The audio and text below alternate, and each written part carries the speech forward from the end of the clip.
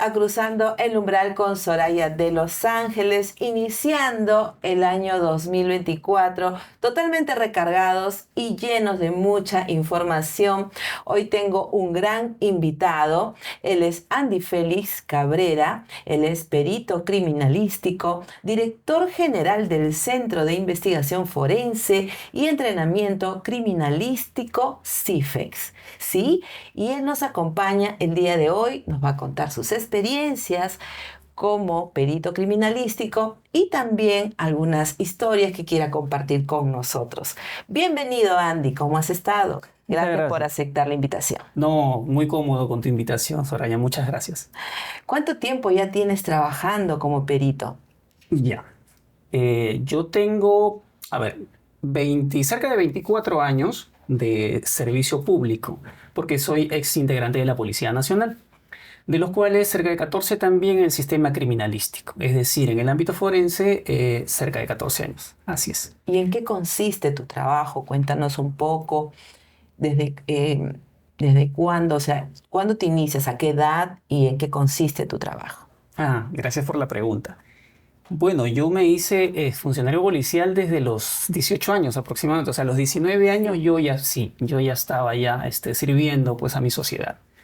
En ese tiempo, en ese lapso de tiempo, he trabajado en el interior del país, en departamentos como Ayacucho, Ica, he estado en Apurímac, y ya sucesivamente después, a través de la carrera policial que te da las alternativas de especializarte, entonces empecé a buscar cuál era la especialidad que a mí me gustaba, porque recordemos que la institución tiene distintas especialidades. En ese sentido, yo encontré la investigación. La investigación fue una de las especialidades que me gustó. Hice un curso, me especialicé, vine a Lima porque estaba en provincia y vine a Lima a instruirme en el ámbito forense. Desde ese momento ya más o menos empezó a gustarme la investigación forense. Pero así, desde algo que me motivó para poder encontrar esa búsqueda de la mayor probabilidad de certeza de un hecho, fue más o menos cuando yo tenía 20 años, cuando hice mi primer levantamiento de cadáver como policía, que tendría, pues, como te vuelvo a repetir, 20 años. Y fue en un lugar muy alejado del departamento de Huancavelica, muy alejado, donde no hay pues médicos, el fiscal no llega por la distancia. Entonces en ese momento tiene que hacerlo el policía. Y pues fue mi primera experiencia, un anciano, está en sus anexos, es una zona mucho más alejada todavía del distrito, de ahí, Ya. es una zona mucho más alejada. Y ahí fuimos a hacer un levantamiento, caminamos cerca de 4 horas. Y con los pequeños materiales, la logística muy modesta que teníamos en ese momento, para hacer ese levantamiento de cadáver. Y ahí fue mi primera experiencia directa en contacto con un cuerpo ya sin vida, ¿no? Ahí hacer mi pequeño informe, hacer todo el tema de la documentación que eso requiere, me inspiró mucho para tocar las puertas del ámbito forense y pues ahora estoy aquí en tu programa. Sí, y sobre todo esta conexión, esta pasión que tienes, porque tú me estabas contando al inicio de esta sesión que hemos tenido, de que sí, te apasiona tu trabajo, amas tu trabajo, te gusta tu trabajo y de hecho que has tenido casos fuertísimos, ¿no? A lo largo de todos estos años. ¿Podrías compartir alguno de esos casos fuertes que has Ah, tenido o que recuerdes? claro, claro. Durante todo este tiempo que has comentado, pues sí, pues he tenido experiencias, no podría enumerártelas porque la función acá en nuestro país para quienes realizan trabajo pericial es mucho, abunda bastante, es demasiada recarga. Y en ese sentido nosotros pues realizamos este trabajo y tenemos muchas experiencias, desde que puede ser tener contacto con un cuerpo y analizar y estudiar y buscar investigar su causa de muerte, como hasta delitos contra el patrimonio y otros sucesos que requieren la participación de un especialista pues, en investigación, ¿no?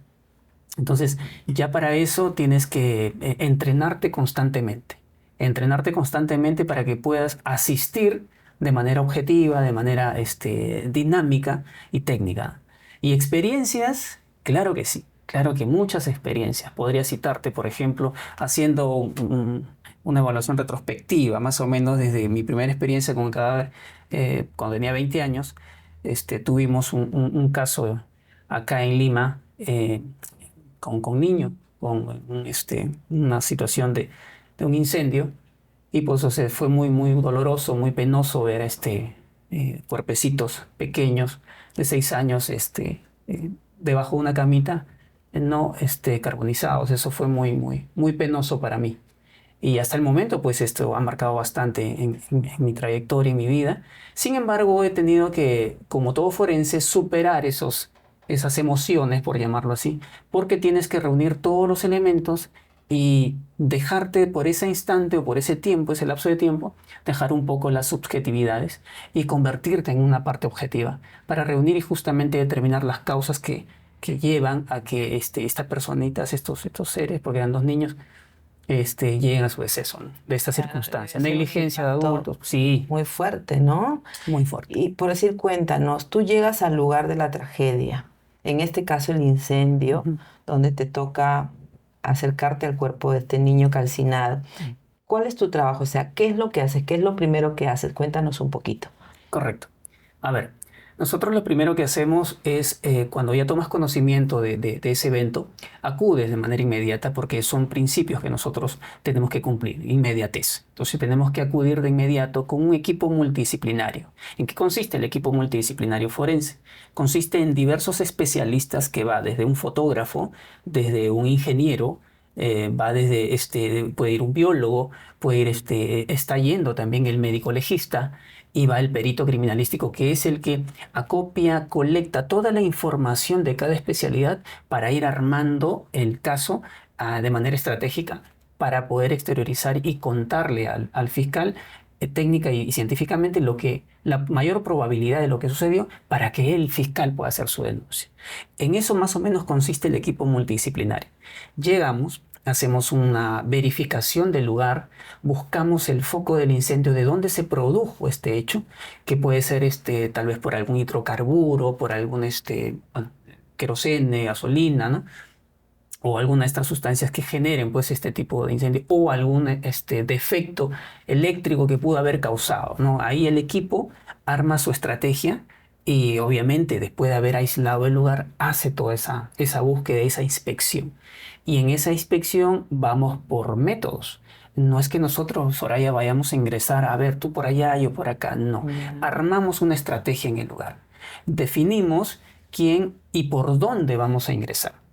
Ese es el trabajo que por lo menos en ese instante se realiza. Y en esa búsqueda, Soraya, es donde empezamos a colectar todos los elementos razonables que te conduzcan a poder explicar esa dinámica del hecho, cómo sucedió ese incendio. Y en esa búsqueda fue que con la ingeniera, que es una doctora, que fue mi profesora, también saludos a la doctora Guarachi, fuimos a ese lugar y pues encontramos esos cuerpitos debajo de una cama. Entonces, buscar la forma de cómo había sido una casa un poco precaria, no había conexiones eléctricas y estaba con vela. Entonces, cuando tú tienes una casa con maderita, con esteras, es muy probable que pues alguna vela mal ubicada o que se caiga genere esta tragedia, ¿no? En ese sentido, hicimos una búsqueda, se busca la mayor concentración de acción térmica, que era pues la cama de los pequeños, no pudieron salir y obviamente ya pasó lo que ya te comenté, ¿no? Ese fue, Ya. más o menos ese es el trabajo, la tónica de inicio y la experiencia que uno va teniendo en el transcurso del trabajo, ¿no? Ya, muy bien. Y ese informe que tú haces, que Ujú. tú realizas con tu equipo, ¿cuánto demora?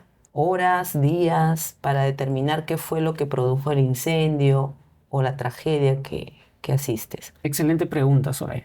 Gracias por la pregunta porque acá quisiera más o menos romper algunos paradigmas. Cuando a veces nosotros dice la justicia o se demora o por aquí, hasta ahora no llegan los resultados. Te voy a decir con toda honestidad que no es que el perito no lo haga. Te hablo de manera muy particular. Ya. Lo que pasa es que hay circunstancias que te impiden tener de manera inmediata ese resultado. Porque para tener un resultado, por ejemplo, por citar, biológico, necesitas un tiempo y necesitas laboratorio para poder hacerlo. Ahora, para analizar unas fotografías, para analizar todos aquellos conectores, conductores, prendas, objetos que te llevas, tiene que pasar por determinados equipos electrónicos. Todo ese equipo, y no solamente un caso, al día se presentan muchos casos. Entonces, de acuerdo a la norma, por llamarlo así, no te debes pasar entre 3 a 7 días. Si Perdón. tienes, no, te preocupes. Si tienes más días, lo solicitas, pero tú tienes unos 7 días. Ahora, cuando es un caso, digamos, por flagrancia, sí tienes 24 horas o hasta 48 para poder enviar tú ese informe pericial. 24 Exacto. horas. Entonces, ahí te imaginas tú tener los resultados si es que has llegado a las 10 de la noche, eh, los laboratorios, el equipo, el personal, el cansancio, todo eso influye y a veces lo haces muy rápido y tienes al costado otros casos que están llegando. En ese sentido, el tiempo que más o menos depara nosotros en ese momento, cuando era perito oficial, no teníamos que pasar de los 7 días. ¿Sí? 7 días. Hay casos donde ha pasado más porque todavía no hay resultados, porque la logística muchas veces no te permitía tener los equipos, no te permitía tener de repente los reactivos apropiados para poder pronunciarte y tener ya un resultado y emitir un informe completo. Entonces, cuando a veces no se podía, tenías que cada uno mandar su informe de manera individual, porque el fiscal tampoco te va a esperar y el caso no, y la familia menos, ¿no? Entonces, ahí tenías que mandarlo de manera individual. Lo ideal es que se mande un solo informe anexado todos aquellos resultados, ¿no? Ya. Eso es lo ideal, pero se está trabajando, entiendo por eso, y espero que se llegue tipo, a tener un informe ejecutivo que reúna todas esas pruebas y sea en menor tiempo posible, siempre con la tecnología y la logística adecuada. Mientras no haya tecnología y logística, Soraya, va a ser mucho más tedioso poder tener resultados de forma inmediata, como en las películas CSI, ¿no? Que lo tienes ahí de inmediato. Acá en Claro. nuestro país no es, o por lo menos en Latinoamérica, no funciona así. Tú comentaste que al inicio, tú me comentaste que tú hacías como un ritual, pedías un permiso al cuerpo, sobre todo que te tocaba, pues, no asistirlo. Tú me cuentas de muy joven, 20 años tenías cuando por primera vez levantaste un cuerpo. Claro, yo lo llamaría como mi inexperiencia en ese momento, o sea, Ya, digamos, mi primera situación, ¿no? De ver a un cuerpo inerte, ya más de 24 horas inerte, ya en deceso, te genera cierto temor, cierto miedo, ¿no? Entonces, no es que le haya hecho de repente un ritual, sino que por respeto por la dignidad de esa persona en vida, ya. es que yo en ese instante en específico, pues comenté, teníamos que mover al cuerpecito y le decía, ¿no? ¿Qué te hicieron? ¿Qué pasó? ¿Por qué esta sangre? Cuéntame, algo así. Pero ya con el tiempo, Soraya, no podemos nosotros los forenses llegar a eso. Eso es un inicio, pues no te cuento mi experiencia personal. Pero ya cuando tú empiezas a trabajar en este sistema, en este ámbito forense, tienes que dejar de lado cualquier otra suspicacia o intuición que puedas tener, lo guardas muy en tu interior, ¿sí? Porque todo lo que hagas, todo lo que puedas pronunciarte, tiene que guardar una mayor probabilidad y tiene que ser gozar de una cientificidad o un tecnicismo que te dé un resultado. Entonces, al principio, pueda que haya hecho eso, lo tengo como experiencia, pero después cuando me fui entrenando en el ámbito criminalístico, ojo, porque eso fue cuando era policía, Claro. digamos, de una comisaría, pero ya como perito, entendí que no podría cruzar ese límite. Tengo que ser muy objetivo al momento que voy a tratar y manipular con el respeto y la dignidad que ese cuerpo requiere, ¿no? Porque hay familiares que esperan la explicación científica y la explicación técnica de lo que sucedió o qué fue lo que experimentó en vida esa persona para que llegue a ese estado inerte, ¿no?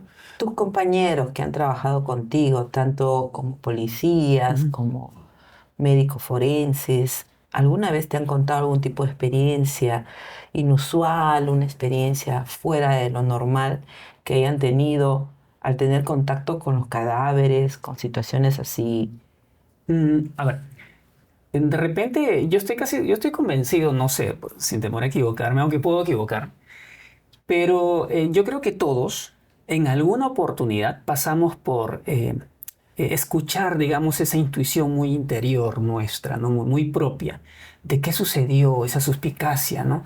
Y justamente por escuchar a tu interior, a tu voz interior, entre comillas, escuchar dónde puedo buscar, dónde puedo analizar o dónde puedo inspeccionar mejor, es lo que te conduce a materializar esa intuición, esa minuciosidad en tu trabajo para que descartes tus hipótesis. En eso nosotros, yo estoy convencido que todos escuchamos de repente o tenemos esa idea, ¿por dónde empiezo? ¿Por dónde busco? Hay algo que está faltando en ese lugar. El cuerpo, la posición no es la que debería, técnicamente hablando. Entonces, escuchas y lo conviertes en objetivo porque tienes que dar una explicación que goce de menor margen de error. Entonces, ahí donde escuchas esa voz, por llamarlo así, y tienes que materializar, insisto, ese trabajo. Y obviamente colegas nuestros, porque recuerda que Soraya, que el equipo multidisciplinario pues lo conforman médicos, como te digo, ingenieros químicos y todo lo demás. Y conversamos, obviamente, ¿no? Oye, eh, ¿te dio pena ese cuerpo? Sí, la verdad que, pero recogí esto, recogí A, B y C, estoy llevando, te lo voy a pasar. Ah, ya, correcto, para analizarlo. Haces un conversatorio profesional de lo que te estás llevando para hacerlo. Y ya, obviamente a veces ahí dice, ¿escuchaste a la mamá? Sí, la mamá decía que escuchó tal cosa y escuchó tal, perdón, la hermana escuchó tal cosa. Sí, pero era imposible. Si el médico ha dicho que más o menos tiene 4 o 5 horas de fallecido, no puede haberlo escuchado 1 hora antes, pues. ¿Y qué encuentras? Cuando vas a esos lugares, a veces hemos encontrado cosas donde de alguna otra forma, no escuchando la voz de esas personas, pero objetivamente encontramos elementos. Me explico. Tuve un caso, acá en Lurín, donde era una casa de 4 pisos. Sí, y fue un caso mediático, obviamente por situaciones, como te comenté, a veces nosotros los peritos tenemos que guardar cierto margen para ser muy específicos en los casos que nos referimos. Entonces, fui a un caso en Lurín y una casa de 4 pisos que tenía varios inquilinos. Entonces, el hecho había sucedido en un tercer piso. Sin embargo, había una inquilina que indicaba que la había escuchado 1 hora antes y por eso es que no se dio cuenta, no dio aviso a la policía, que escuchó que la chica estaba en el patio donde lavan ropa, era como lavadero. De los inquilinos de no sé de qué piso, pero no tenía nada que ver para ser utilizado por la inquilina del tercer piso. Entonces, no, tú escuchas toda la información, te cuento. O sea, no hay para nosotros nada que deje de ser, por lo menos anotado, y después lo conviertes en objetivo. Me pueden contar 3 o 4 cosas y yo después ir descartando si es cierto o no. En eso nos habían indicado que había escuchado una voz. Unos colegas se sonrieron, no sé, ¿cómo escucharon una voz? Yo la he escuchado. Entonces, como está aislada la escena, no pueden ingresar. Sin embargo, yo le he escuchado, señorita. Yo le digo a mi colega, estaba en ese momento, le digo, terminando esto, le digo, vámonos a donde dice la chica, a hacer una revisión, una inspección. Y él dice, pero ¿para qué vas a ir? Hoy no te pases si en el tercer piso. Oye, por regla, sabes que tienes que también la atribución de inspeccionar a lugares colindantes. Soraya, y cuando nosotros nos vamos, ya habíamos hecho en el cuarto piso, por el lugar donde había, por la escalera que va directamente a esos inquilinos, y no teníamos nada que hacer por ahí, y encontramos un peine. En el primer piso. Exacto. ¿Y qué hacía el peine de...? Por ahí todo parecía normal. Sin embargo, cuando preguntas a todos de quién es esto, algo falta, porque te cuento un paréntesis, el perito tiene que identificar qué es lo que sobra en un lugar y también qué es lo que falta. Es decir, si por ejemplo en tu casa tú tienes tu dormitorio, tú sabes qué cosas hay ahí. Ya. Todo lo normal. Pero si encuentras algo inusual, por ejemplo, no sé, me invento yo, un dron, ese dron te va a dejar una forma ahí en tu mesita. Y si yo voy o alguien va a inspeccionar por un tema laboral tu cuarto, ve un dron de repente y dice, qué raro que en un dormitorio hay un dron, perdón, de repente en su biblioteca, en su taller, no lo sé. Eso para nosotros no es usual. Ahora, si en el cuarto, en un dormitorio, falta de repente maquillaje, también tenemos que identificar que usualmente hay maquillaje en un tocador de dama. Y eso es lo que hacemos nosotros. Entonces, cerrando ese paréntesis, cuando nos dimos cuenta, un peine en ese lugar, ¿de quién es? La señora dice, mío no es.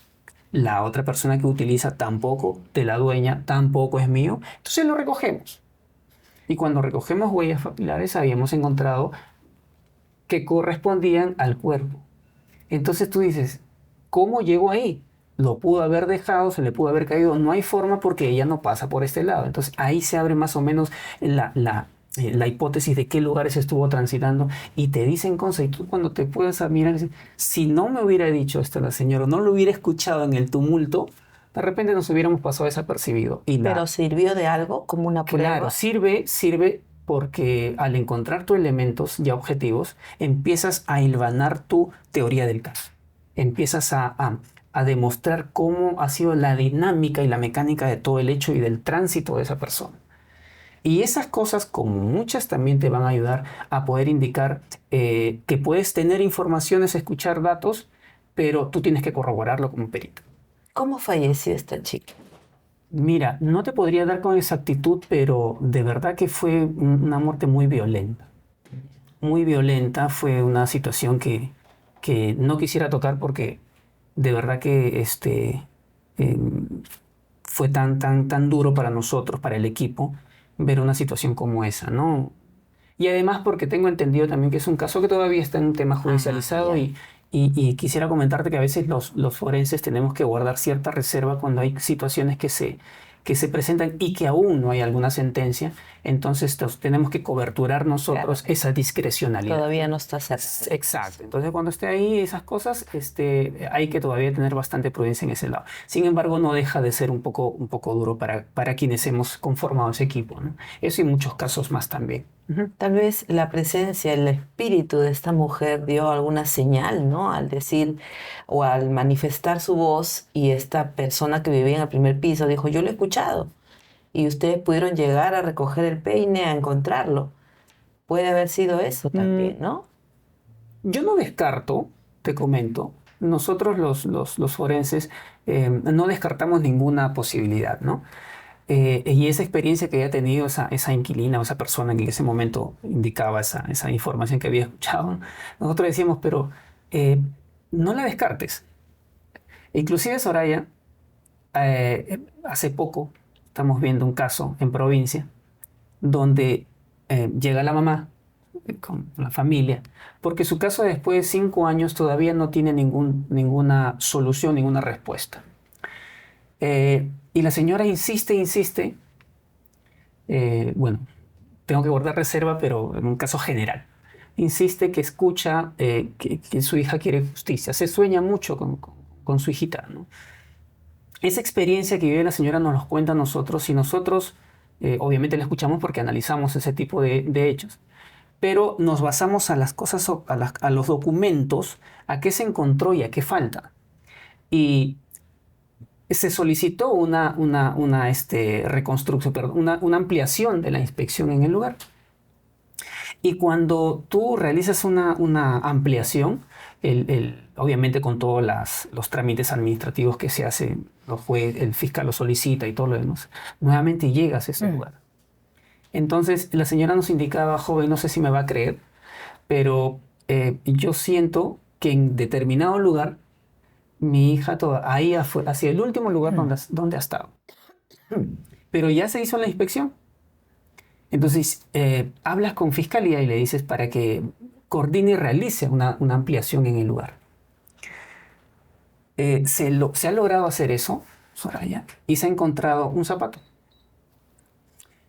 De un lugar donde supuestamente no había estado la persona. Nosotros, objetivamente, encuentras una prenda para nosotros, pero la señora se siente convencida de que su insistencia trajo ese fruto, de que no pudieron haber mentido de que no estaba en ese lugar. Y al encontrar toda esa prenda, demuestras de alguna otra forma, cierras algunas brechas de posibilidad de que sí estuvo ahí y que en un inicio decían que en ningún momento había estado. O que las personas involucradas no tenían nada ni alguna otra vinculación con ese hecho. Que hace una prenda de la persona que ya está fallecida en ese lugar. ¿Cómo apareció? ¿Me pueden explicar a ustedes eso? Bueno, que se lo hagan al juez. Entonces, a veces nosotros no descartamos ningún tipo de situación o experiencias que tengan algunos familiares, algunas personas que vienen a nuestro estudio a hacernos las consultas forenses. ¿Cuál es tu opinión? O sea, a mí me interesa saber qué es lo que tú piensas al respecto, ¿no? Ya. Tú eres perito, has sido policía, pero muy aparte de eso, como persona, como ser humano, como persona común y corriente, ¿no? O sea, tú ves una situación así, te cuentan, he soñado con mi hija, me ha dicho que ahí está o ahí van a encontrar algo. ¿Qué es lo que tú piensas? O sea, ¿qué es lo que tú crees que ha sido? ¿Qué es lo que ha pasado ahí? Eh, Voy a serte muy, muy sincero. Cuando recibimos ese tipo de datos y datos, ¿tú te imaginas recibir a una madre que quiere que justicia, con Justicia. lágrimas en los ojos? O sea, te busca porque quiere encontrar una solución. Busca algo que ayude a poder cerrar toda esa posibilidad y que le cuenten la historia que sucedió o la situación de hecho que padeció su familiar. Entonces, ¿qué siento yo? Eh, Soy ser humano, obviamente, pero muy en tu interior, yo creo que le puede pasar a todos, ¿ah? Eh, Sientes tú esa empatía con la persona y a veces te involucras, pero nosotros tenemos que cuidarnos mucho de involucrarnos las emociones. No eh, trabajamos con nosotros mismos para no llegar, para no cruzar ese límite, porque te puedes apasionar tanto en tu caso y puedes desviar tu investigación o puedes y buscar de repente en tu idea, en tu obsesión y evadir alguna otra objetividad del caso. No te descarto que sienta yo esa emoción de decir algo está pasando, revisa la documentación, ves que faltan algunos peritajes, te das cuenta de que no se ha hecho bien esta diligencia. Hay pruebas, elementos que te dan a pensar de que no puede desaparecer una persona así, así de la nada. Es muy, muy poco, no hay probabilidad tan certera de que pueda desaparecer. Entonces, lo que haces es reunir a todo tu equipo, porque nosotros trabajamos en equipo, y decir, dame tu opinión médica, necesito tu opinión química, necesito tu opinión biológica, y necesito todos sus aportes para poder nosotros silvanar la dinámica de este caso. Y cuando cada uno nos dan, nosotros asistimos a esa persona y le decimos, señora, al margen de que usted nos cuente que sueña, que escuche esas voces de su hija, con lágrimas en los ojos que le dice que cada vez que usted pasa por ese lugar siente, tiene la sensación de que su hija le está diciendo, yo estuve ahí, nosotros la escuchamos, ponemos un filtro y trabajamos con lo que tenemos. Y como trabajamos con lo que tenemos, llegamos y encontramos cosas, Soraya. Y le damos a la señora y la señora se quedan, o las personas que vienen, yo lo sabía. No sé qué te podrá decir esas personas, cómo será su vivencia o cuáles son las sensaciones que ella tiene, pero nosotros como peritos, cuando tenemos esa prueba decimos, oye, no estuvo mal haber escuchado esta sensación de la señora y que mira, sí pues, yo ya estoy palpando, puedo manipular algo que en su momento no se encontró. Ya es un camino para poder establecer una verdad. Eso siento. Siento que no dejo no hago mi límite al momento de recibir esa información, pero cuando ya me convierto a hacer mi trabajo, ya ahí le pongo yo esa valla y me aboco a todas las opiniones técnicas y científicas. Y por lo que me has comentado, has tenido varias experiencias de este tipo. Sí, hasta el momento la propia función con muchos, o sea, cada forense tiene una historia distinta, Soraya. Cuando tú converses con con algún perito, te vas a dar cuenta que sus experiencias son sui generis, Soraya. No todos los días nosotros tenemos contacto, no solamente con cuerpos, Soraya. Podemos tener contacto con sustancias hemáticas, sangre, cabellos, segmentación de cuerpos. Pueden encontrar un miembro superior. O sea, te imaginas si falta lo demás. Entonces, eh, te tiene que gustar ese trabajo para que tú continúes haciendo ese trabajo. Si no te gusta ese trabajo forense, definitivamente no vas a hacerlo bien. Y cualquier actividad que alguien haga, si le pone ese entusiasmo, esa preparación, esa constancia en su instrucción, estoy convencido que puede hacer muy bien su trabajo e inclusive poder dar más de lo que a veces humanamente uno puede dar. Nosotros a veces, por un tema logístico y tecnológico, tenemos ciertas limitaciones. Sin embargo, el profesionalismo está ahí Y nosotros en la experiencia, cuando he sido perito oficial, hemos hecho hasta entregar cosas, desprendernos logística y económicamente de algunas cosas para poder dar ese mensaje y ayudar, Soraya. A veces llega un momento en que no tienes las herramientas necesarias. Imagínate una diligencia de noche, imagínate un caso de violación y no tienes las luces o no tienes las linternas. No vas a decir, bueno, no hago esta diligencia porque no tengo este material apropiado para hacer mi trabajo. Muchos podrían decirte, no lo hago, pues bueno, el Estado no me da. Sin embargo, hay un importante número de peritos reales, peritos reales, que se desprenden de algo, Soraya, para buscar ese elemento, lo que están buscando y cumplir con su trabajo. Claro. No dejar ninguna brecha ahí de duda o que después tengas que rezar 2 o 3 veces al lugar. Ese es el único instante que te vas a mover, digamos, en la escena. Es el único momento donde tú vas a tener contacto directo desde muestras, cuerpo, prendas, un sinnúmero, perdón, de elementos, y no puedes darte el lujo de decir vengo después porque no tengo los materiales. Eso para un perito de verdad que le ponga de repente, invierta un poco en sus materiales propios, como me sucedió en mi caso, ayuda a que des una solución a las personas que son los familiares que están esperando justicia. O sea, eso tiene que gustarte. Y como me comentas, si hemos tenido experiencias, que sucede, muchas experiencias de distinta naturaleza sobre ahí. Casos de violación sexual.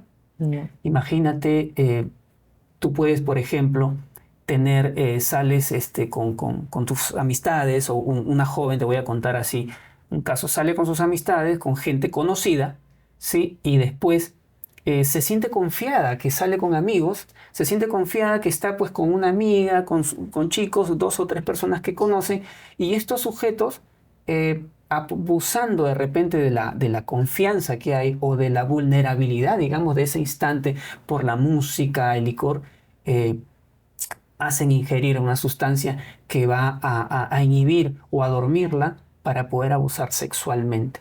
¿Cómo te quedas tú como perito si es que te toca un caso como ese y tú se supone que vas porque tienes que dar una solución a la justicia, tienes que dar una respuesta a la justicia? Te vas en instrumental, te vas porque, bueno, a tomar fotos o solamente escribir. Un perito no hace eso, por lo menos ahora no hace eso. Un perito tiene que ir preparado con su instrumental, con sus luces, el biólogo, el médico legista, todos van para poder asistir a ese caso. Y más aún cuando es un caso de violación con subsecuente muerte, perdón, como el caso que te estoy comentando. Entonces imagínate que el cuerpo está ahí, después de haberla ultrajado, la matan. Entonces, cuando llegan los peritos, oye, estás yendo para dar solución a este caso, no estás yendo solo para tomar fotos. Claro. Entonces uno quiere que cuando vengan sus expertos vayan si bien es cierto, no van a recuperar la vida de esa persona, pero por lo menos van a decirte, estas pruebas existen y esta es la responsabilidad penal que tienen él o los autores que cometieron este hecho. ¿Y cómo se logra eso? Con peritos que se entrenan constantemente, con especialistas que sepan ubicar y hallar esos elementos que no lo ves a simple vista, Soraya. En un caso de violación no vas a encontrar pues, sangre por todos lados. No, porque si se trata de una persona adulta, pues, y si obviamente no hay mucha violencia en ese acto, no va a haber mucho sangrado, ¿no? Ahora, si es prendas, vas a tener que buscar en las sábanas, en el mueble, en las prendas de la persona que han estado en ese momento en contacto, quienes fueron a esa fiesta, y es un tema de investigación en conjunto. Entonces, experiencias sui generis, Soraya, cualquier cantidad. Dime, y a esta chica que la mataron, o sea, la violaron, después la asesinaron, ¿cómo la asesinaron? ¿Qué le hicieron? A ver, acá pasa lo siguiente. Algunos casos, no en específico, sino en términos generales, en algunos casos sucede que el autor, al verse de repente ya descubierto, lo que hace es matarla para que en su afán de no sea descubierto. Y a veces arma una escena. Ya. Me explico. Todos se van, ¿no? Dejaron ahí, se fueron ahí. Como la vieron ahí dormida, se quedaron inclusive las mismas amigas, que a veces no todos son amigas, dejaron a la chica ahí en el lugar. Porque aducen que el chico se gustaban y bueno, ella quiere quedar si se quiere quedar. y a veces no vas más allá. Esas no serían unas buenas amigas. La verdadera amiga, pues, oye, ¿estás bien? Dime que te vas a quedar. No, o sea, dímelo a mí para yo estar segura y saber que te quedas. Pero no, a veces lo dejan, gente irresponsable también, y esta chica ya estaba en ese lugar totalmente dormida. Entonces, este chico, ya adulto, como 10 años mayor que ella, la ultraja, después se levanta y la quiere seguir ultrajando, y ya cuando quiere hacer otro acto mucho más execrable, entre comillas, es que la chica ya se despierta y empieza a tomar nociones después de haber pasado los efectos de esa sustancia. Entonces, al verse ya descubierto, ya opta por asfixiarla, quitarle la respiración. ¿Y cómo la hace? Estrangulando. Entonces, ¿cómo te das cuenta de eso? Cuando pasa por la necropsia de ley, que es el examen que hacen los médicos legistas para dar causa de muerte. De manera externa no pueden haber muchas lesiones. Entonces, de manera interna son estos especialistas quienes te van a indicar cuál fue la causa de la muerte. ¿Por qué? Porque en algunos casos abren la parte del cráneo y en otros hacen la sección acá para buscar algunas lesiones internas, y ahí ven estas fracturas en este hueso que está aquí, que es la manzana de Adán, que nosotros para los llamamos, cuando hay presión del estrangulamiento, que son con las manos, te cortan la respiración y el oxígeno a tus pulmones y por ende al cerebro. Entonces, externamente tú ves a una persona inerte, pero ya en la necropsia de ley vas a ver las lesiones internas que quedan ahí. Y esas lesiones internas, el especialista categóricamente te va a indicar que la causa de la muerte fue asfixia mecánica por algún elemento, llame por lo digitopresión o por algún otro elemento que hayan utilizado, ¿no? Y esas son las causas de esa muerte. También. Ya con el especialista en necropsia. Ya, muy bien. Cuando es muerte violenta. Cuando es muerte Ujú, violenta. ¿Y así te ha es. tocado también ver el caso de suicidios también? Sí, sí. Generalmente en esos casos nosotros en ese instante no sabemos que es un suicidio. Ya. Claro, claro, el forense, tú llegas y no vas, tú ves, imagínate una persona suspendida, por ejemplo, por citar algo, ¿no? Una persona por ahorcadura, sí. Y para que se configure la ahorcadura necesitas elementos que den la mayor probabilidad de que ese suceso es por ahorcadura. Me explico. Tiene que existir un elemento constrictor o un agente constrictor, que es una soga, puede ser una corbata o cualquier otro lazo que haga lo que te comentaba hace un momento, ¿no? Te corte el oxígeno a tu pulmón, ¿sí? Entonces, encontrar una persona suspendida requiere de otro elemento, que es el punto fijo. Es decir, un muro, un listón o algo donde soporte tu peso. Y ojo, yo, por ejemplo, 64 kilos, 65 kilos. Estando suspendido por los efectos del instinto de supervivencia, que son niveles que uno pasa, te vas a mover y vas a pesar más. Vas a empezar a generar mayor, fuerza o peso. Ese punto fijo, ese listón, esa viga, lo que esté, tiene que soportar ese peso. Si esa viga no soporta, no se estaría cumpliendo uno de los requisitos. Tercer presupuesto, tiene que existir el surco, que es un surco apergaminado que de manera forense se explica. Es esa marca que dejan cuando, tú coges una soga y tu peso te va a dejar una marca. Esa marca tiene que corresponder con las características de ese lazo. Si tú estás en vida, te va a dejar esas características. Siempre cito en mis clases y digo, por ejemplo, es como una fotocopia. Te va a dejar la fotocopia del lazo en la parte de tu cuello. Si tú no encuentras, tampoco se estaría cumpliendo ese otro requisito. En conclusión, si llegamos a ver a una persona suspendida, 1, está con el elemento constrictor, correcto. 2, el punto fijo, ¿está soportando el peso? Sí, porque tú agarras, ves y si soporta el peso. A veces nosotros hacemos dinámica en el momento. A ver, ¿cuánto pesas tú? Tanto. Uno que pese mayor, 80 kilos, a ver si me aguanta. Ya está. Si soporta el peso. Y 3, que tiene que cuando bajas al cuerpo, no lo desatas, sino se corta el lazo. Porque si lo desatas, Soraya, técnicamente y el ámbito criminalístico no estarías alterando algunos indicios que deja esa el parte surco. no se toca. No, se corta. Entonces Ya. bajas al cuerpo y ahí ya ves y le haces el estudio.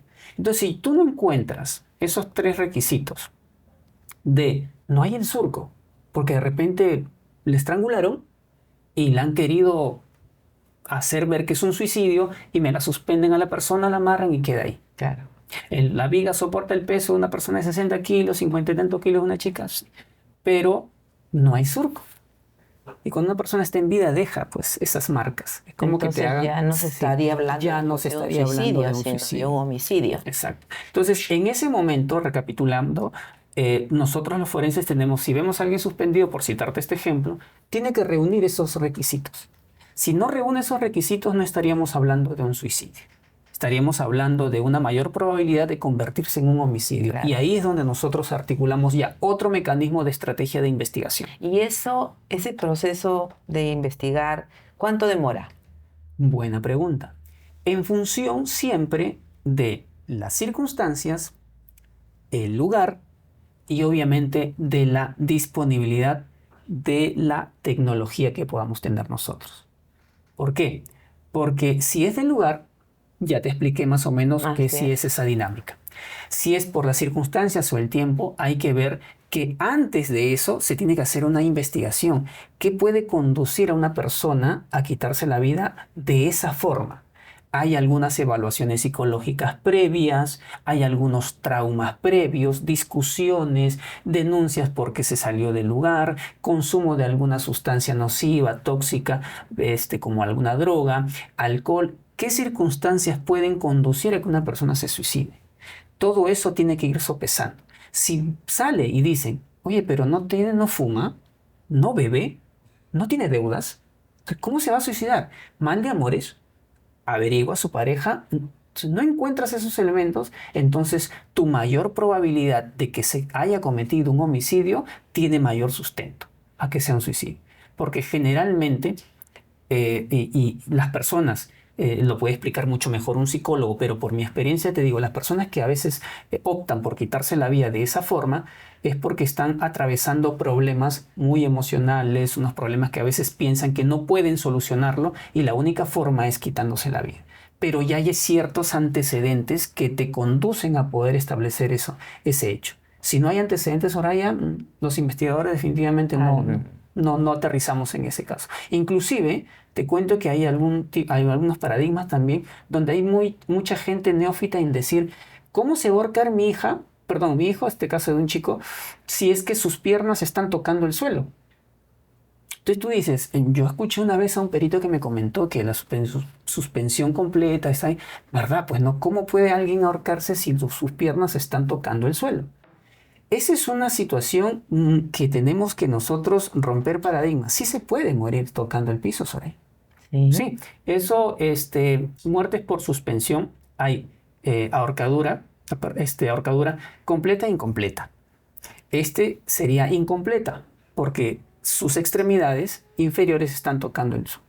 Y esto es porque pasa determinada etapa, Soraya. Es como cuando, para darte un ejemplo, sí puede morir una persona suicidándose teniendo ahí, es muy probable que sí. ¿Por qué? Porque la probabilidad te dice lo siguiente. Para darte un ejemplo muy chiquito, cuando nosotros nos vamos a las piscinas, tú empiezas a jugar con tus niños, con tus familiares y te sumerges. Entonces ahí aguantas la respiración por 20 segundos, 30 segundos y sales. Pero si tú sigues practicando, tus pulmones van a empezar a ambientarse, digamos, a acostumbrarse a esa falta de oxígeno y va a llegar un momento, si sigues practicando, zambulléndote y sumergiéndote, a que puedas durar hasta el minuto y tantos. Entonces, cuando una persona, hemos tenido casos de esta mayor probabilidad, donde sus piernas están ahí, esta persona se ha suspendido, ¿sí? Y cuando ya llega a sus piernas a topar el piso, por el instinto de supervivencia, porque necesita oxígeno, se para. Pero puede su efecto, el licor, la depresión que puede haber estado pasando y que nuevamente sigue en su intento. Y en ese seguir de ese intento, sigue practicando, entre comillas, por no encontrar otro término, y empiezan a suspenderse. Lloran, se agobian, las que pasan por esta etapa, y empiezan así. Va a llegar un momento en que ya tu cuerpo no reaccione Porque al faltar oxígeno a tu cerebro no te da la alerta de decirte párate. Y tú estás mirando ahí tu propia muerte y te quedas ahí y ya no te paras. Entonces, ha habido casos donde han dicho, no, me lo han matado a mi hijo porque él no se pudo haber ahorcado. Mira, sus pies están tocando el piso. Técnica y científicamente es muy probable porque es uno de los tipos de ahorcadura que es completa e incompleta. O sea, Así es. después de varios intentos, logran su cometido. Ha habido casos, hemos tenido casos así, claro, porque cuando vas a ver te reúnen los requisitos, sí, está el surco, viene la lesión interior en la necropsia, la causa de muerte es asfixia mecánica, entonces no controlan sus esfínter, existe protrusión de la lengua, o sea, cuando te falta el oxígeno, el mismo organismo tiende a reaccionar y a buscar ciertos lugares donde puedas respirar y en esa desesperación, entre comillas, tu lengua se expone, se quiere liberar por alguna otra forma, ¿sí? Entonces, cuando tú encuentras una persona o un cuerpo suspendido de manera incompleta y con la lengua fuera, es uno de los signos que a falta de oxígeno. Peor aún, al no controlar los esfínteres, a veces en el momento de ocultar el cuerpo, revisarlo, encuentras heces, que son parte de la falta de oxígeno, como te digo, en un momento se quiere liberar todos los, digamos, los conductos naturales que tiene el cuerpo para buscar alguna forma de liberar algo y liberan también heces. Entonces, si reúnes todos estos presupuestos, tienes una mayor probabilidad, científicamente hablando, de que esta persona murió por este tipo de asfixia mecánica. Y no por lo que a veces la gente puede decir, me lo mataron a mi hijo, sino que ¿quién te lo va a decir esto? Los forenses cuando ya analizamos esta situación. Y en el caso de los crímenes, Uh-huh. de los homicidios, ahora que estamos viviendo una ola de delincuencia, de matanza, Dios mío, ¿cuándo va a parar todo esto? ¿Es cierto de que no hay crimen perfecto? O sea, ¿se llega a dar con el asesino sí o siempre por ahí como que se escapa, se va o no llegan a dar con el culpable? Me encantó tu pregunta. ¿Por qué? Por dos razones, Soraya. La primera, porque hay un principio de Edmund Lockhart que establece uno de los principios, una regla de la criminalística, que es el principio de intercambio. Es decir, nadie está en el limbo, siempre va a haber un intercambio de sustancias, elementos o algo. Siempre va a haber entre la persona y el lugar, entre el lugar y la víctima, entre la víctima y su agresor.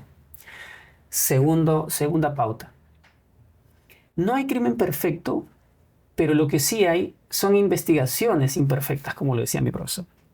Eso sí existe. ¿Por qué? Porque, Soraya, nadie puede, digamos, quitar la vida de alguien sin antes cometer un error. O sea, por más que planifiques, por más que tú adecúes un hecho, siempre va a existir algo que no te permita cumplir al 100% ese propósito que tenías. Y eso va a ser ¿por qué? Por el tiempo, por las circunstancias, por el lugar o las condiciones de la persona. ¿Cómo es eso que por las condiciones de la persona? Te voy a dar con un ejemplo. Sucede que en un lugar acá en Lima, en la parte sur de acá de Lima, sucede que estas personas, ciudadanos extranjeros, le habían hecho pensar a esta chica de que iban a una fiesta. ¿Sí? Entonces, y habían maquinado el lugar donde iban a dejar el cuerpo, ya habían maquinado qué le iban a dar de beber y con quiénes iba al último momento tener sus mensajes de texto. Todo lo tenían planeado, ahí habían sacado un chip, lo iban a poner al otro, lo tenían, entre comillas, más o menos armado, ¿sí? Pero todo había salido bien. Sin embargo, al dejar el cuerpo en un lugar, arrojarlo en un lugar, le habían quemado los dibujos dactilares, Ya. ¿sí? Le habían quemado y en otro caso, estos tipos habían dicho mejor le echamos gasolina y la prendemos. Después de eso, por querer desaparecer al cuerpo, esa temperatura no va a desaparecer osamenta, o sea, hueso. La, digamos, esa temperatura del fuego de ese momento no te va digamos, a desvanecer el hueso. Entonces, cuando llegan los peritos, ven que todavía hay hueso. Y no lo que no querían era que se identifique este cuerpo. Claro. Pero existe la odontología forense, existe la antropología forense, existe la biología forense. Y estos estudios pueden determinar, cuando tienes comparación, de poder establecer de qué persona corresponde esa estructura esquelética, esa estructura ósea. Entonces no hay crimen perfecto. Siempre vas a cometer, por más cosas o acciones que quieras tú realizar, siempre va a haber un error. ¿Y cómo se descubre esto? Porque los investigadores son muy minuciosos en su trabajo, realizan los pedidos adecuados, criminalísticamente hablando, para poder establecer la identidad de esta persona en primer lugar. Cuando ya tengas la identidad de la persona, empiezas tú a generar y a hilvanar tu caso, porque ya el contorno te va a indicar la probabilidad o de quiénes son los que han podido cometer ese hecho. Y ahí van las investigaciones. ¿Y ese proceso demora muchos días, mucho tiempo? Va a depender, entiendo yo, ahora, va a depender siempre esto, insisto, por el tema tecnológico y logístico, Soraya. Yo no creo que por el potencial humano, o sea, por el mismo investigador, por el mismo forense, no lo veo por ese lado. Yo lo veo más por el tema logístico. Si es como tú, por ejemplo, en tu estudio tienes toda la logística y sale bien tu programa, pero si no tuvieras toda la logística vas a tener ciertos vacíos que no te va a permitir dirigirte a tu público como quisieras, ¿no? Lo mismo pasa con los forenses. El tiempo va a depender de la cantidad de insumos, instrumental, de equipos que tengan para poder dar y establecer eso. Ahí vienen pues las fuerzas amigas, ¿no? Que ya es un tema de Interpol, ya es un tema de coordinar con los ciudadanos al momento que hacen sus antecedentes y dejan todas sus impresiones para poder hacer ese cotejo. La familia, las personas desaparecidas, denuncias de personas desaparecidas, para que cierres la brecha de posibilidades de todos los ciudadanos del país, va cerrando las brechas. Las características, no se quema. ¿Cómo sabemos que le habían cortado los dibujos papilares? Porque cuando le echan fuego, esa parte no se había quemado porque estaba su mano remojando cerca de una parte que había una sequía. Entonces, al dejar ahí no vieron, pero ya le habían cortado, habían habido cortes. Y el médico legista establece que eso no es producto de la acción térmica, sino de una herramienta filosa. Entonces, ahí ya te das cuenta de que quienes han querido hacer eso han querido desaparecer el cuerpo. Pero no le funciona, no hay crimen perfecto. Y el Estado definitivamente no los apoya, ¿no? En ese aspecto, en la tecnología, me dices tú. O sea, sí. Faltaría más tecnología. ¿Qué es lo que faltaría para que sea estos procesos más rápidos, ¿no? Y no le den tiempo al asesino a huir. Porque muchas veces se libra, ¿no? De la cárcel. Claro que definitivamente siempre van a dar con él, esté donde esté, pero demora, ¿no? Soraya, yo te agradezco la pregunta porque definitivamente acá hay algo que tenemos que nosotros tener bien claro. Voy a cerrar la idea con los que integran el sistema criminalístico y quienes hacen un trabajo forense. Por más que exista, como te dije hace un momento, potencial humano, por más que tú le pongas toda la instrucción y tengas toda esa pasión por tu trabajo, porque te tiene que gustar, si tú no tienes apoyo del sector público, no puedes hacer mucho, Soraya. ¿Y cuál es el mensaje que tú le das a la sociedad? El mensaje que le das a la sociedad es que tus instituciones no están preparadas para la demanda criminal que está existiendo en nuestro país. Así es. Entonces, no se trata tanto, hay que hacer un análisis de que, por ejemplo, la policía o la fiscalía o el Poder Judicial no hacen su trabajo. Tenemos que ver cuáles son los errores, los efectos, las debilidades de estas instituciones para reforzar y fortalecer sus debilidades, porque la ley está bien clara. Sabes tú cuándo está tipificado un hecho, sabes cuáles son tus funciones, atribuciones y competencias como autoridad forense, como policía y como fiscal, y cuando quieres materializarlo, siempre te va a faltar algo. No es posible, y no me van a dejar mentir muchas personas de tus seguidores, que cuando a veces van a una institución pública, uno, no tienen de repente el equipo completo o no tienen una computadora para poder hacer su trabajo o para poder articular su trabajo, una comunicación directa, un sistema de internet que sea mucho más rápido para poder tener la información en simultáneo. No tienen a veces, por ejemplo, para un tema de ADN te tienes que esperar un mes, 2 meses, inclusive hasta un año. Entonces, ¿te ¿Qué? Un imaginas tú? año. O sea, Increíble. Soraya, no es cosa de poder a veces nosotros nos vamos por el lado humano, nos vamos que la autoridad no hace esto, que los fiscales no hacen esto. ¿Qué condiciones está trabajando ese funcionario? Eso es por un lado. Sí. Por otro lado también está la dejadez de ese funcionario, de esas personas que están ahí, porque también hay muchos, como en todos los lugares, profesionales que no le ponen pues ese trabajo constante, no le ponen ese empeño en la función que realizan. Y ahí viene a tallar ya un tema de responsabilidad. Si tú como ciudadano encuentras negligencia en ese funcionario, encuentras que no está haciendo su trabajo, denúncialo, hazlo. Sé que es un poco tedioso, sé que a veces las personas dicen, no voy a hacer esto porque, bueno, es una pérdida de tiempo. No, estás dejando que ese funcionario, ese mal funcionario, pueda tener otra víctima más adelante del trabajo o de las vivencias que tú estás pasando. Consecuentemente, si tú a veces no denuncias, entonces estás dejando que se prolifere esta situación con malos funcionarios. Entonces, recapitulando el primer comentario que te digo, hay buen potencial humano en todos los sectores, pero la delincuencia puede ir avanzando, puede ir ganando terreno si es que no fortaleces estas debilidades de las instituciones.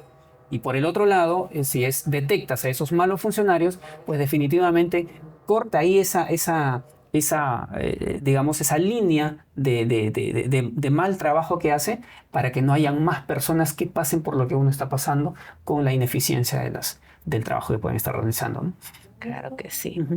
Yo tuve un caso, me llamaron una familia, acudió a mí, de un caso también que fue mediático, eh, de un asesinato. Este hombre la descuartizó a su amante o su compañera, pero este hombre estaba acompañado, o sea, tenía a su pareja. Pero en el asesinato, porque ella me lo dice, yo no había leído el expediente para nada, simplemente voy para darle un mensaje porque la familia veía a este espíritu, esta mujer, deambulando dentro de la casa, arrastrándose, los niños no dormían, veían a la mamá siempre penando en la casa, que no descansaba. Entonces la familia acude a mí para ver qué estaba pasando con el alma de su hija, ¿no? En este caso la mamá. Y en el contacto que yo tengo, en este contacto espiritual que yo tengo con el alma de esta mujer, ella me dice de que la había matado la esposa también, o sea, había participado la esposa del asesinato, la habían descuartizado y la habían enterrado a pocos metros de su casa. Y cuando ella me comenta, no, sí, es que ella también estuvo presente, pero al parecer el hombre, ¿no? El asesino, se echa toda la culpa, ¿no? Entonces, él va a prisión, pero sin embargo, la esposa está libre. Entonces, ella, te cuento así cortito para todos, y todos lo han visto seguro en mi canal de YouTube, ahí lo pueden encontrar, comienza a hablarme en sueños. Constantemente tienen que meter la presa, tienen que hacer justicia, tienen que hacer justicia, constantemente como imponiéndose, ¿no? De que no se debe cerrar ese caso todavía. Tú que eres experto en el tema y que tienes conocimiento de esto, ¿se puede abrir nuevamente este caso? ¿Se puede reiniciar una nueva investigación? ¿Qué se podría hacer? Porque el culpable está preso y la mujer quedó libre, libre de todo. Claro, cuando ya existe judicialmente un caso ya con sentencia, ¿sí? Pero de repente, como me comentas tú, existen otros elementos, o sea, ya, objetivamente hablando, existen elementos que pueden atribuir participación de otras personas que en una primera investigación no se ha podido, puede coordinarse o puede hacerse un análisis con la parte jurídica, a ver cuáles son esas posibilidades de abrir un caso, porque recuerda que yo no soy abogado, pero sin embargo, cuando existen estos tipos de situaciones, puede reabrirse un caso, o puede enlazarse, o puede también existir la posibilidad de que si esto es real y ha habido un vacío, no se puede quedar esta situación de esta manera si es que reúnes todos los elementos para poder encontrar objetivamente la participación y ese vínculo de la persona que tú indicas. Entonces, si hay Ya. ese vínculo, si hay elementos que encuentras, entonces pueden coordinar jurídicamente con una estrategia del abogado para ver qué nueva prueba existe en este caso, que vinculen a estas personas para que se pueda generar ese nuevo caso o establecerle y comentarle al juzgado correspondiente que ha habido un vacío y que hay otros nuevos elementos que atribuyen responsabilidad a otra persona en ese caso en específico. Porque hay un Pues, video, o ujú. sea, hay un video donde ambos van a dejar los restos y el hombre entierra y ella está con él, o sea, ella está participando de eso. Y ella a mí, claro, como espíritu, ¿no? Ella se me manifiesta a mí en los sueños y me dice que ella también participó, o sea, ella también se cercenó el cuerpo, también participó de todo esto. Y te voy a comentar algo digamos, en mi área, ¿no? O sea, en mi trabajo. Si tú me comentas que hay un video, que de repente ya esto, las personas indican que hay, tendría participación, Sí. entonces ahí tiene que entrar a tallar un tema antropológico digital para poder establecer si ese video o esas imágenes que es la que me comentas vinculan y relacionan a esta persona porque no, de buenas a primeras no podríamos decir si es esa persona ya, cuáles son los elementos que sustenten esta teoría. Entonces ahí entraría muy en específico un estudio antropométrico digital para ver las mediciones corporales y que hagan un cotejo para que a través de una muestra se puede establecer científicamente que esa figura que ves tú en esa imagen corresponde a determinada persona. Si eso ustedes no reúnen, puede ser un elemento muy fuerte para lo que tú estás investigando en tu área. Sí, yo Entonces, en creo el que ámbito sí. forense, eso es un importante elemento para que vaya concatenado con la parte antropológica digital, obviamente, y a su vez también con otros elementos también que vinculen a esta persona, y estoy convencido de que se estaría yendo por un buen camino. Ujú. Porque ella deduce de que ella no sabía que lo que fue a dejar con el esposo fue la basura, ¿no? Pero sin embargo se ve al esposo con una lámpara haciendo hueco para enterrar. Entonces, ¿cómo tú vas a enterrar una bolsa con basura? Además, el peso, ¿no? Porque se ve que arrastran la bolsa ahí con el cuerpo. Entonces, como que muy raro que no haya sabido de qué se trataba, ¿no? Y te digo algo, este espíritu yo lo he mandado a la luz, he orado mucho, pero no se va. Es como que quiere justicia, quiere que esta persona pague por lo que hizo. Y qué bueno que ahora tú me estás orientando para yo poder comunicarle a la familia y de repente la familia también te pueda contactar. En ese sentido, si tú tienes en tu línea, que me parece interesante tu línea, y tocas la puerta de la línea criminalística, también hay que también estudiar, perdón, las declaraciones de esta persona. Ujú. Ahí sería ideal que también sea revisado por un psicólogo y que Ya, haga determinadas evaluaciones para establecer la mayor cantidad de efectividad de la información que ve esta persona. Yo me puedo negar, ojo, ahí hay un vínculo también que jurídicamente se tendría que ver sobre culparse. Entonces eso no es válido. Tienes que demostrar que eres culpable como lo manifiestas. De ah, buenas a mira, primeras no ve. puedes decir yo la maté, yo la maté. No. Muy bien, esa es su declaración. Ahora, técnicamente, nosotros vamos a establecer que lo que usted dice es verdad. De repente no es verdad. Pero si tú vas por esa línea, Soraya, y tienes en tu ámbito esa información, corrobóralo con esta antropología, psicología y a su vez también, como me comentas, cargar un cuerpo y todo lo demás. Ahí hay una dinámica de hechos. Ahí hay una mecánica de saber establecer el peso corporal de esta persona, el peso que en ese momento, porque hay fórmulas que se hacen, cuánto más o menos tendría esa morfología para que genere determinados movimientos y atribuyan de que está cargando en términos científicos más de 40, 30, 20 o 60 kilos. Entonces no es lo mismo que yo te cargue una bolsa de basura con una mano a que cargue con las dos manos. Ahora, si se ve en el video, hay que analizarlo bonito. Si es un plástico, de repente es un costal de esas fibras muy gruesas que permiten pues llevar más de 60 kilos. Todas esas cositas en tu análisis podrías manejarlo, y obviamente todos los forenses, como te digo, nosotros somos un equipo de especialistas a nivel nacional e internacional. Este equipo de especialistas recibe abogados, recibe asesoría y asistencia técnica, inclusive vamos a los juicios donde asesoramos a las personas en todo el ámbito forense, le damos la explicación técnica y científica de lo que sucede y esa mecánica, inclusive recreaciones digitales para poder explicarle al juez cuál ha sido esa dinámica, cómo es esa mecánica de situaciones que se presentan, que las declaraciones vayan sostenidas con técnica y conciencia. Entonces prácticamente estaríamos haciendo, o tú en tu ámbito estás haciendo un trabajo que me pasó a mí en un inicio, que todos los forenses escuchamos la información y tenemos que convertirla en objetivo. Entonces, si tú tienes esa información y después la cruzas para convertirla en objetivo, podría haber muy buenos resultados. Soraya, te felicito.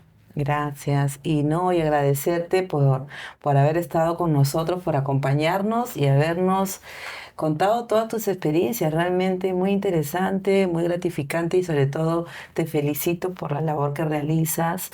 Y cuéntanos dónde te podemos ubicar, cuéntales a todos nuestros seguidores de Cruzando el Umbral cómo te pueden contactar, o cuéntanos un poco pues del gran equipo que tú tienes. Gracias, Soraya.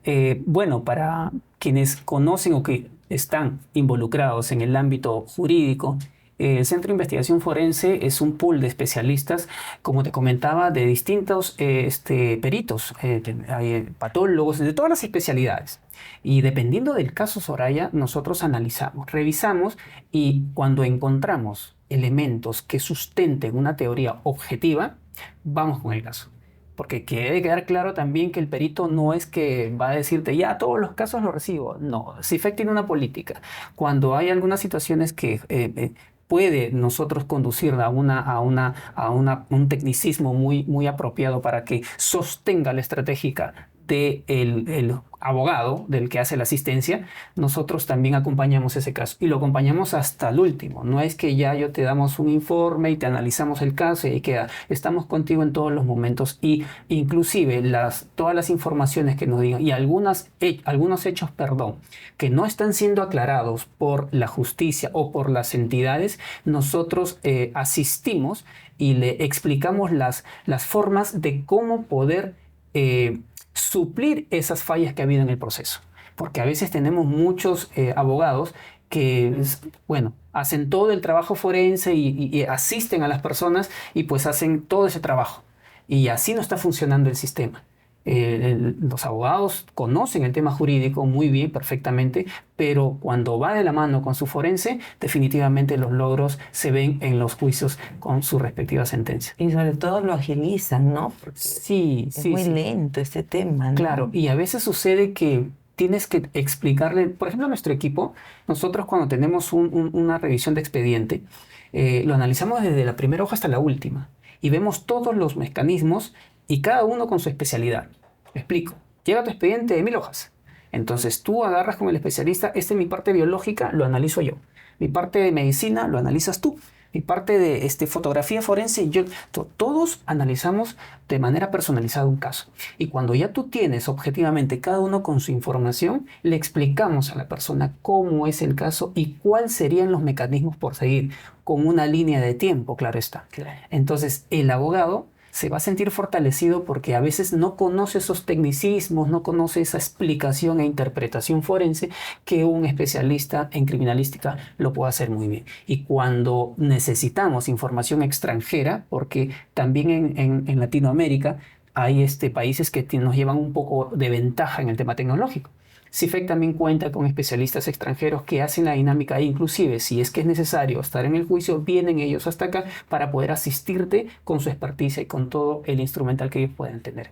En eso estamos, Soraya, para que aportar, como es el eslogan, ¿no? Ciencia y técnica para la justicia. CIFEC está trabajando en eso para que poder apoyar a que no se prolifere la impunidad. Claro, y sobre todo siempre un paso adelante, ¿no? Un paso adelante para definitivamente ayudar, ¿no? Y sobre todo brindar todo este servicio y de hecho puedes brindarnos tus números, dónde te ubican, Ujú. algún canal de YouTube. En el TikTok vi también un video. Ah, sí, lo que pasa es que CIFEC hace los cursos de extensión educativa y tenemos a nuestra coordinadora general, que es Idwin Maquera, que ella tiene su grupo de estudiantes. Entonces, cuando vienen a hacer sus prácticas, ellos se concentran tanto, ¿sí? Entonces, como estábamos en una clase, yo espero que se concentren, ¿no? Porque si quieres ser criminalista o quieres entrar al mundo forense, definitivamente tienes que, como te comentaba a un inicio, tener un poquito digamos, de perder el miedo. Entonces, como pierdes el miedo, te tengo que poner pruebas, pues. Entonces, se había concentrado tanto esta chica que agarra y le digo, no te muevas y cuando yo te diga, te hago una señal, la tocas. Y lo único que hizo fue tocarla y la otra chica sale corriendo, como casi se cae. Son vivencias que a veces uno sucede, pero que esto pues te ayuda para que vayas aprendiendo qué situaciones, o por lo menos para que vayas perdiendo el miedo, ¿no? Algo jocoso salió y bueno, ahí está en las redes. Ya. Y pues nos ubican para ti y para todos tus seguidores. Estamos ubicados en la Avenida Paseo de la República 291 en el Cercado de Lima. Cualquier cosa al número 919 704 946. Igual lo Asistencia vamos a forense. poner ahí abajito para que tomen nota, estén atentos y cualquier cosa ya saben dónde ubicarlo. Gracias, Andy, gracias por habernos acompañado y con ustedes, con todos ustedes, sobre todo, nos vamos a encontrar de nuevo el próximo martes aquí en Cruzando el Umbral. Gracias por acompañarnos.